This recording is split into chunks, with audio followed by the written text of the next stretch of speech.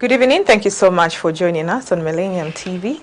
Welcome to our main evening news. I'm your caster, Given Banda. We take a look at stories making headlines. Energy expert urges government to introduce SI on importation of electric geysers. Opposition Socialist Party alleges UPND cadres are planning an attack at the Secretariat. Opposition EFF president urges government to protect Zambians against GMO mealie meal. In international news, President of the Republic of Sierra Leone, Julius MAADA, hails China's support to that country.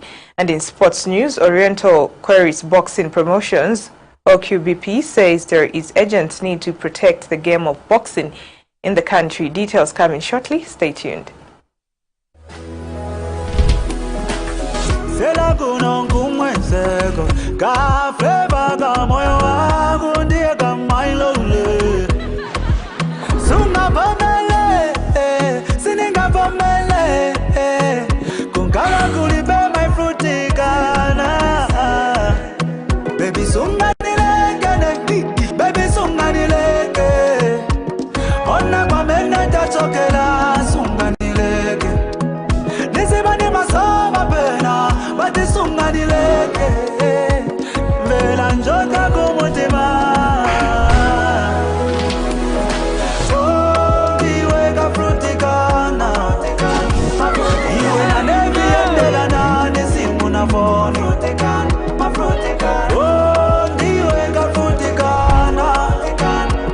It was all in my head. Fruticana zona. Fruticana. Feel the rhythm, taste the fun. And now the news in detail.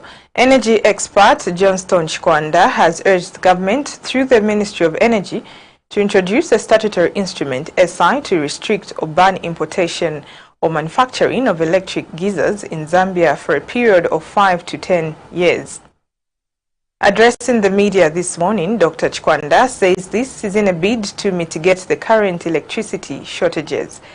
He adds that government should introduce tax measures on the importation of electric geysers in order to propose the migration to solar geysers. Dr. Chikwanda further says if government restricts the importation of electric geysers and promotes solar geysers, it will be accelerating energy transition by freeing up some energy which can go into other productive areas. He adds that the average combined installed capacity of electric geysers at household, education, hospitality and industrial facilities in Zambia is estimated in the range of 500 megawatts and the demand is expected to grow. Dr. Chikwanda says it is high time that government took deliberate measures to mitigate the continued power deficit. On state land, so that a small portion is going to them, because the fear factor of loss of control over the land partly is because of potential commercial loss which can suffer when land goes to the state. So there are initiatives that they can be incorporated in the standardized consents which could arrest some of their fears, so that we can begin to unlock land for investment in the energy sector from their Royal Highnesses without losing our investors. Almost a nightmare. Not all of them, some of them have done incredibly well.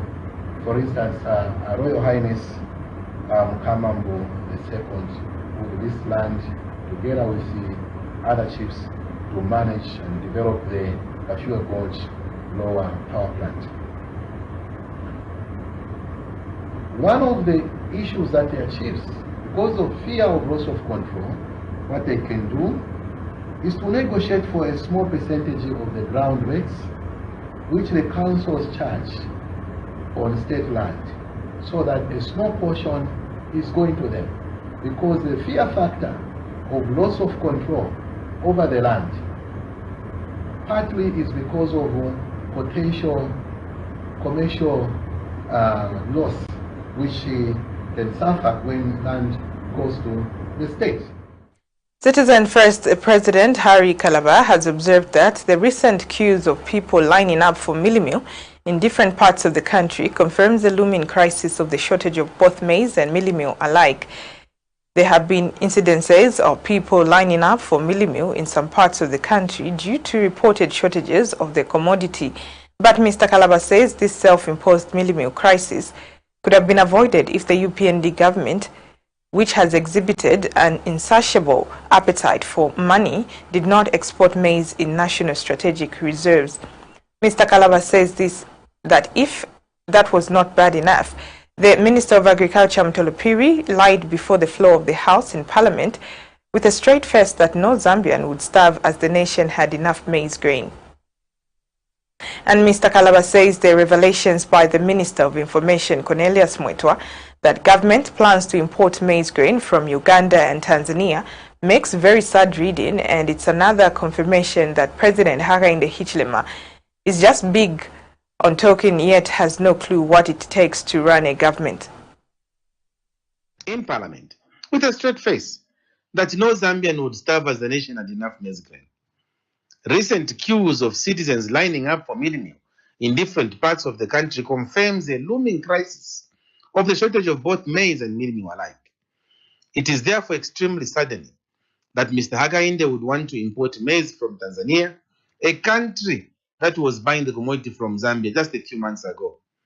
This self-imposed crisis could have been avoided if the UPND government, which has exhibited an insatiable appetite for money, did not export our maize in national strategic reserve.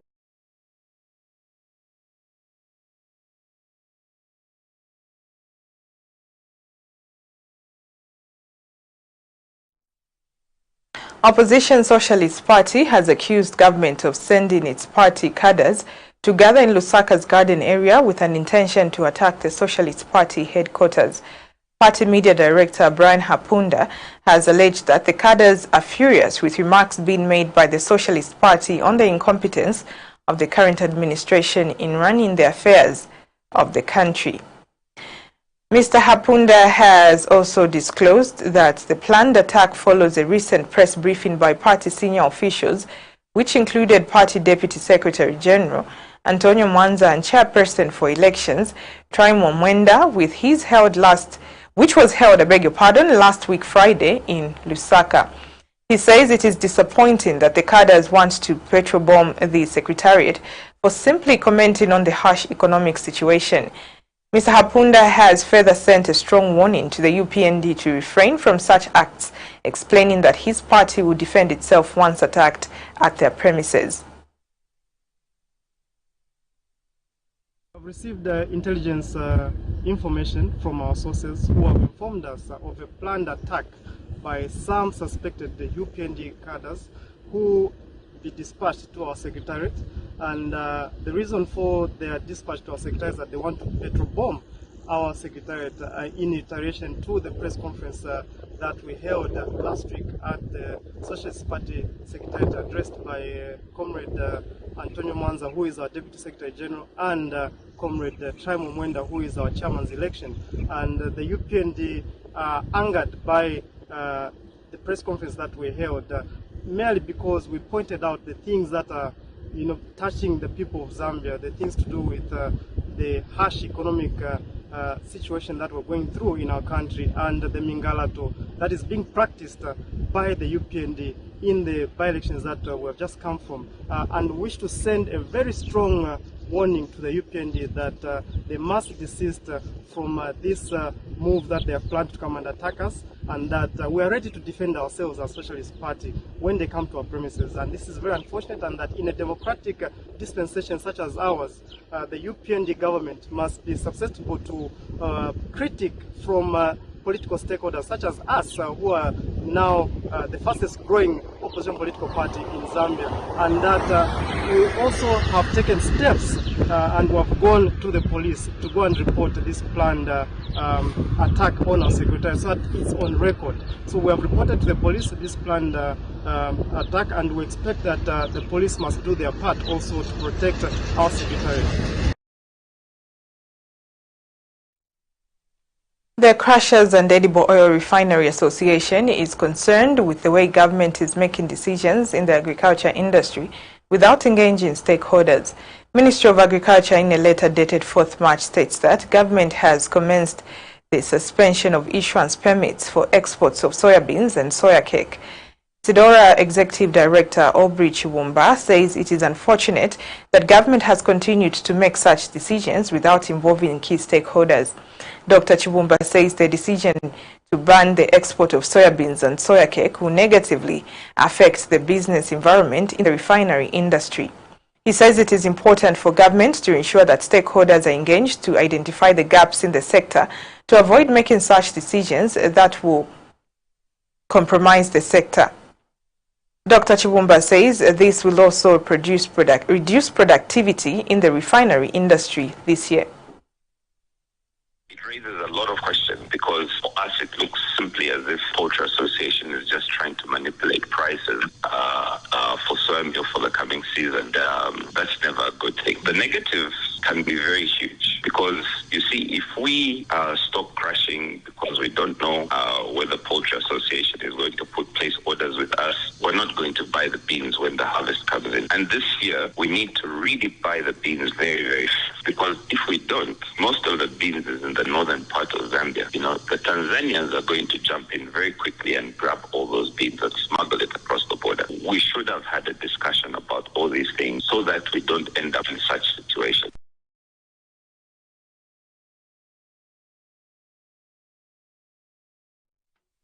Governance expert Brebna Changala has argued that the UPND government is not putting in place to resolve the measures to resolve the challenges that the country is facing amidst the high cost of living.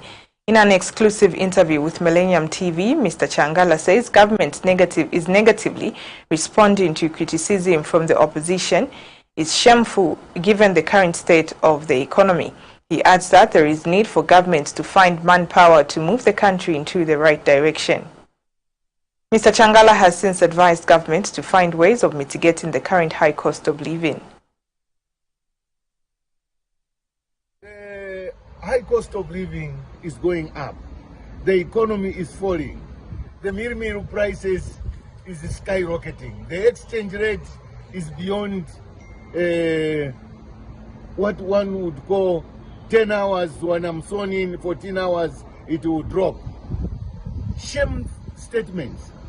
And there is nobody in this government that is putting much time to resolving the challenges the people of Zambia are encountering. The shameful thing is everybody is concentrating on what ECL says, where ECL goes, what UQA does. And in the meantime, this country is on autopilot. Unfortunately, as it flies on autopilot, it's going to crash if we don't find manpower to manually engage this country into the right direction. The direction of agricultural development, direction of fighting the youth unemployment, direction of balancing the economy, direction of getting value from our natural resources, the mines, the land, the water. We need a resolved leadership that will give us hope, that will energize our desire to free ourselves from mental slavery. We need a leadership that is not petty. We need a leadership that will collectively pull us together in one direction of prosperity. Master Chimbala Foundation has appealed to President Hakainde Hichilema and various stakeholders to enact the Tobacco Control Bill into law. In an interview with Millennium TV, MCF founder Master Chimbala says it is very imperative for the aforementioned bill to be enacted, as the delay is very costly and killing most Zambians. Mr. Chimbala believes enacting the bill will lead to safe, healthy and productive lives under the full care and support of good laws, policies and programs. He has since expressed his disappointment in the tobacco industry's efforts to try and sabotage the Tobacco Control Bill.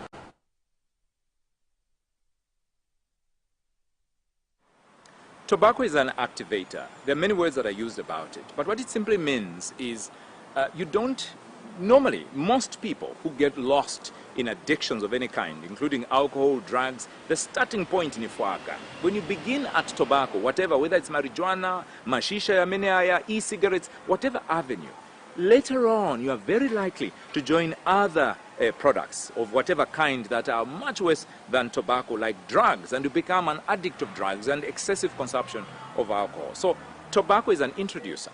When we speak to parents, we discuss issues of parenting.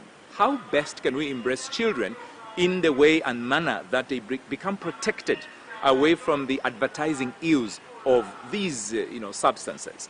One would say it's not easy these days to protect children because advertisement is everywhere. And when I say advertisement, I'm talking about advertisement of the toxicities that we find in our society, alcohol, drugs, and all these things, among friends, in schools, in colleges. Today we're dealing with students who are addicts. But school, you don't say that, so chabe.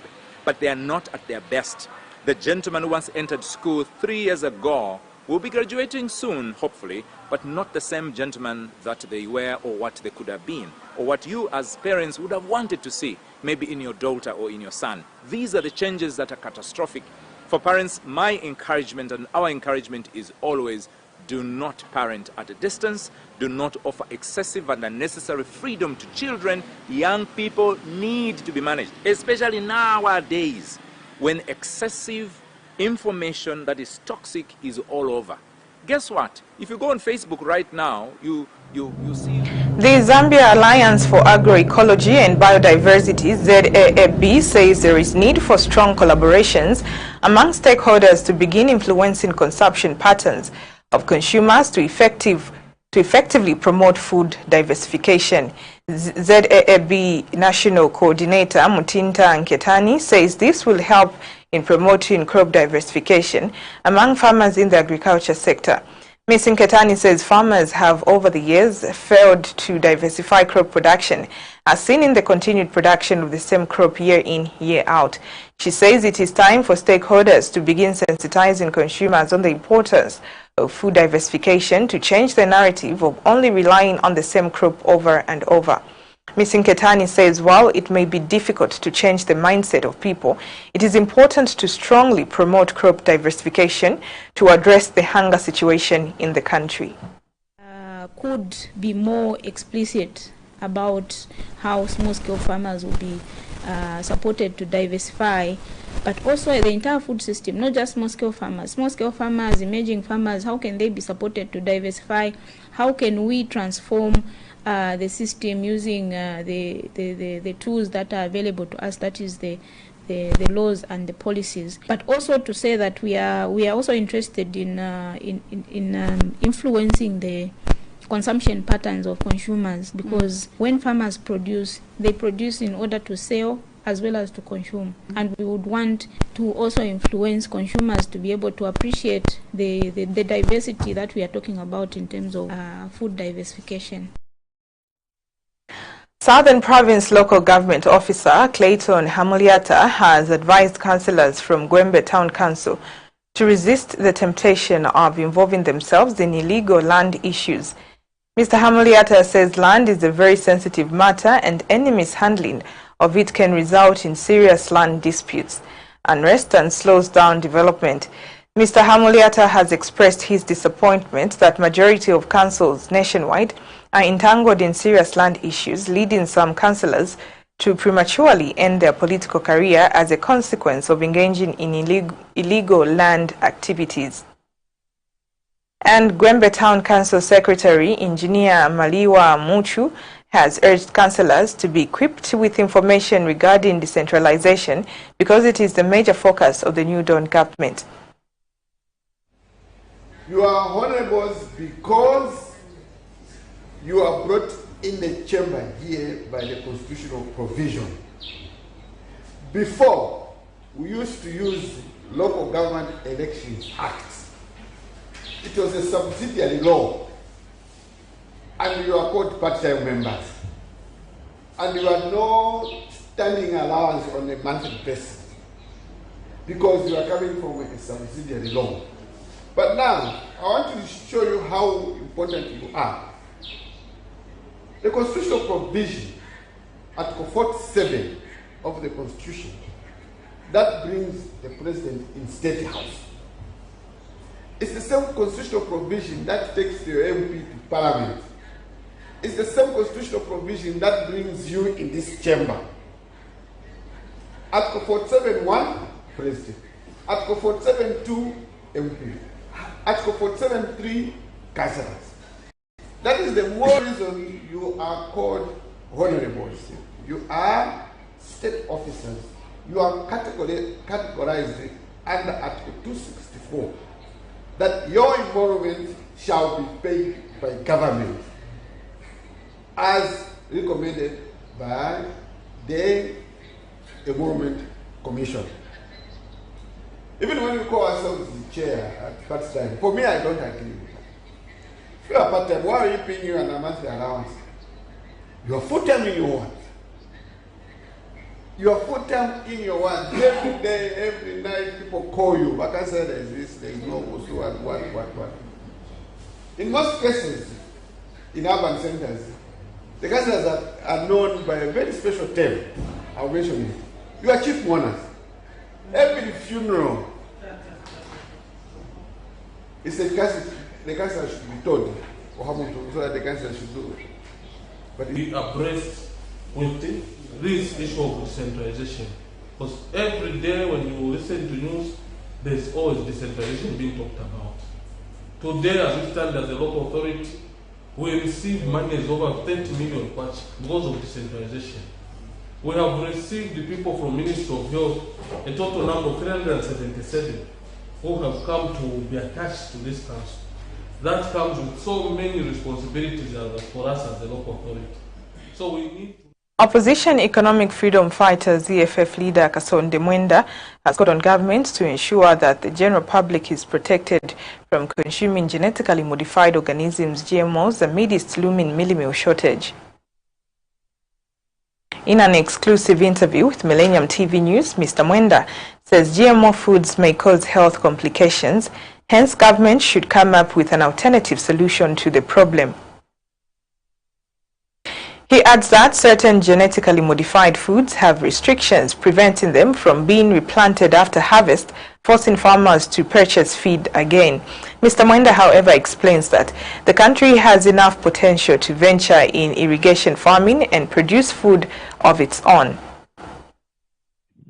First and foremost, it's very important that the government makes sure that the Zambians, the people, are consuming food that is adequate, that is sufficient, and above all, food that is healthy to the population.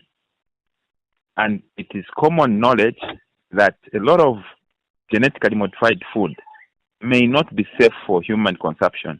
Even when it could be safe, still our laws does not allow us, so we would be breaking our own law for us to be giving our people genetically modified food.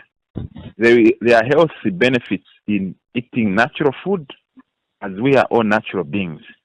And when we start going to genetically modified, which is usually done for reasons, maybe for feeding animals, but even when human beings feed, they should do them in moderation and under special conditions. But in areas where we are just ingesting food, we are just getting food, we don't even know what they were genetically modified for. We'll be putting our own people at risk. The other threat also is when we start bringing in other genetically modified foods, especially when we start bringing in seeds. Some of those seeds are genetically modified in such a way that they become dominant over the local species, and they can actually become like weeds and wipe out the natural species. And some of them have got limitations, those same GMOs. You find that you cannot replant them. Once you harvest, the kind of seed they produce is sterile. So that way, people are not given a chance to have seed from their harvest. They need to go and buy seed again, which works against very much the ease of doing farming. Minister of Local Government and Rural Development, Gary Nkombo, has expressed displeasure in how the locally brewed beverage kachasu is being embraced by members of the public. Mr. Nkombo says he will not allow people to die at the expense of others making profits.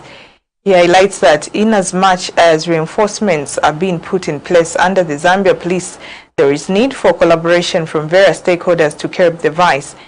He adds that it is disappointing that he was criticized for throwing containers of the locally brewed beverage despite members of the public doing the dangers of consuming the said commodity. Mr. Nkombo has since reaffirmed his commitment to see to it that the vice of brewing and consuming the said commodity comes to an end. As a new minister, I thought it was easy. I thought it was very easy, that issue of enforcement. One moment we walked into Chululu, found people doing kachaso. After the untold story, which I can tell now, that prior to that invasion of that Chululu place for kachaso, the boys around there, the delinquents, the juveniles, had killed their 13-year-old child and raped her. So the mother came here to the office to say, this is what's causing that. So I became emotionally charged and went off the line and behaved in the manner that I did, to which I apologize. Well, that apology is still standing. I'm dissatisfied because I'm watching and saying that this industry is just growing and growing, and I don't want to be alone in the fight. And whereas it is okay to die for a cause, sometimes you have to think twice. The issue of enforcement is squarely with the Zambia police. We are one government. It's a conversation that we are having. But we also need the community collaboration. I just explained when we went to George Compound and tried to shut down these kachasu growers at 9 o'clock in the morning. There was a pushback. And a person like me with nothing on me, if the pushback comes, and then an avalanche of stones start flying at me, how will I defend myself? So yes, the industry is large. It's not a small industry of that kachasu. It requires every citizen, especially, charity begins at home, the parent. If my child becomes... Still to come in the news is international and sports news, but for now, we take a short break.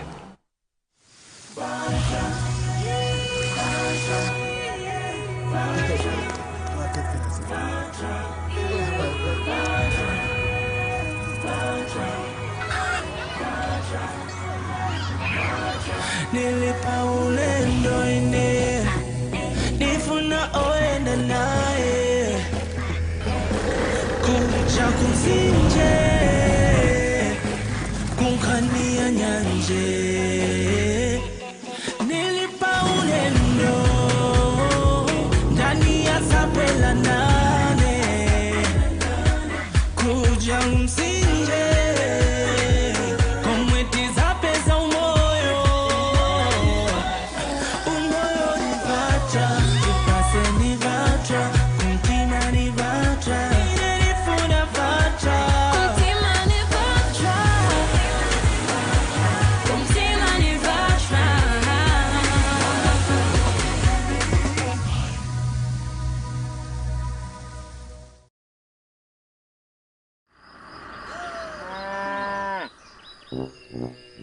Good morning, welcome to the Milk Kid Farm. It's a happy day, let's have some fun. We'll start with the kids to the pretty girls. Then pour the milk, The flavors up, and this is how Milk It gets done. Milk It is a milkshake made with love and fun. Milk It! The fun and how we make it. We blend it and we shake it until we get it done. Hey! Chocolate and vanilla, strawberry and banana, joy in every sip. Milk it! So when you want a milkshake with taste that you won't forget, go and grab Milk It. Pick your favorite flavor from chocolate, vanilla, strawberry and banana and taste the joy in every sip. Milk It Milkshake, the shake that moves. Trade Kings, improving lives. Thank you for staying with us. In international news, Julius MAADA, President of the Republic of Sierra Leone, has hailed China's continued support to the West African country in infrastructure development in an interview during his state visit to China. At the invitation of Chinese President Xi Jinping, Bayo visited China from February 27th to March 2nd. It was his second visit to China since he assumed the presidency. China and Sierra Leone have established diplomatic relations for over 5 decades. Under the cooperative framework between China and Sierra Leone, many railway and bridge projects have been successfully implemented in the Western African country. One notable example is the second Juba Bridge, which is named after a great Sierra Leonean hero, Sembe P. Speaking highly of the bridge, President Bayo says it has kept his people safe during the rainy season, particularly women and children. In addition, there are many other China-aided projects in the Western African country that now stand out as testament to the long-lasting friendship between the two countries. The national flags of Sierra Leone and China, a bridge under construction in what has been a growing diplomatic relationship. Sierra Leone's President Julius MAADA, in his state visits to Beijing, hailed China's continued support to his nation, describing it as a testament to the long-standing friendship between the two countries. After 52 years of diplomatic relationship with China, the People's Republic of China, I think we are in a good position to characterize China as a reliable and dependable partner. On several occasions, through thick and thin, they've always come through. Where they have promised, they have delivered without making unnecessary demands. And when we are in need and ask them for help, as we would normally do, they will always respond positively. The China-Africa economic relationship has developed rapidly over the last 2 decades. Under the cooperative framework between China and Sierra Leone, many railway and bridge projects have been successfully implemented in the West African country. The UN Security has urged Sudan's warring parties to immediately halt hostilities during the Muslim holy month of Ramadan and allow aid to get to 25 million people in desperate need of food and other assistance. Ramadan is expected to begin on or around Monday, depending on the sighting of the crescent moon. The 15-member council voted overwhelmingly in favor of the British drafted resolution, with 14 countries in support and only Russia abstaining. Sudan plunged into chaos in April when long-simmering tensions between its military, led by General Abdel Fattah Burhan, and the Rapid Support Forces paramilitary commanded by Mohammed Hamdan Dagalo broke out into street battles in the capital, Khartoum. Fighting spread to other parts of the country, especially urban areas, but in Sudan's western Darfur region, it took on a different form with brutal attacks by the Arab-dominated Rapid Support Forces on the ethnic African civilians. Thousands of people have been killed. UN Secretary General Antonio Guterres urged both sides to support a Ramadan ceasefire, warning that the nearly year-long conflict threatens the country's unity and could ignite regional instability of dramatic proportions. The African Union has also backed a halt to fighting during Ramadan. Burhan welcomed the UN chief's appeal, but the Sudanese Foreign Ministry issued a statement on Friday listing a number of conditions for a ceasefire to be effective. The Rapid Support Forces have not responded. With Ramadan expected to begin on or around Monday, depending on the sighting of the crescent moon, the UN Security Council has urged Sudan's warring parties to immediately halt hostilities during the Muslim holy month. The Council also called for aid to get to 25 million people in desperate need of food and other assistance. The Sudanese Armed Forces and Rapid Support Forces to act on this united international call for peace and to silence the guns. We further urge the warring parties to build trust and seek a sustainable resolution to the conflict through dialogue. The 15-member council on Friday voted overwhelmingly in favor of the British drafted resolution, with only Russia abstaining. It is important this council has spoken with one voice to condemn the violence, demand a ceasefire, and call on the parties to ensure removal of obstructions to the provision of critical humanitarian assistance. We acknowledge this week's announcement that the Sudanese government has agreed to one cross-border access route by land from northern Chad and access by air, but this is insufficient. Addressing the dire humanitarian needs of all Sudanese requires unhindered cross-line and cross-border access from multiple points of entry to the most devastated areas of Sudan. The Horn of African nation, Sudan, plunged into chaos in April when long-simmering tensions between its military, led by General Abdel Fattah al-Burhan, and the Rapid Support Forces paramilitary, commanded by Mohamed Hamdan Daglo, broke out into street battles in the capital.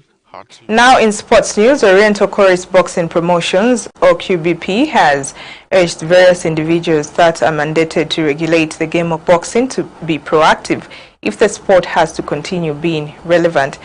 OQBP Director Promotions Christopher Malunga notes that boxing promoters across the country must not only rely on government funding to improve the sport, as they equally have the capacity to change the face of the game. So the people are mandated by government to regulate the sport itself. It needs to be serious.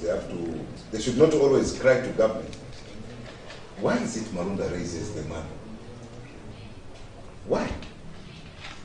Why?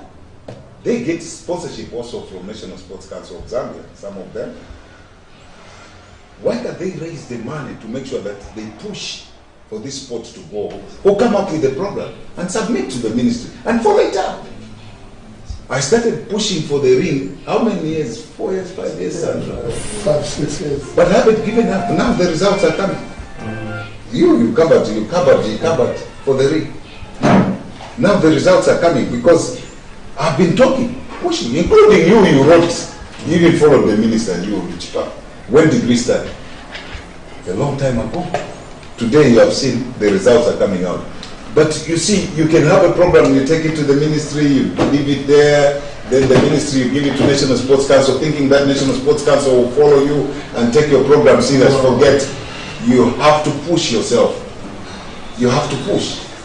So I feel that they have to try and raise the bar in terms of raising resources and also the way they approach government, because then they're dealing with government direct. They need to make sure that they sell their product and also take that product to would-be sponsors. It's not just to sit in. Ends the news. Let's go through stories making headlines once again. Energy expert urges government to introduce SI on importation of electric geysers. Opposition Socialist Party alleges UPND cadres are planning an attack at their secretariat.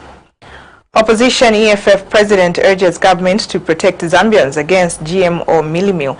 In international news, President of the Republic of Sierra Leone, Julius Maada hails China's support to that country.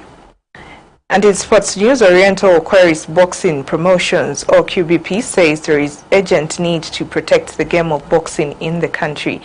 I've been your caster, Given Banda, and on behalf of the entire production and news team, it's good night and do stand by for the platform.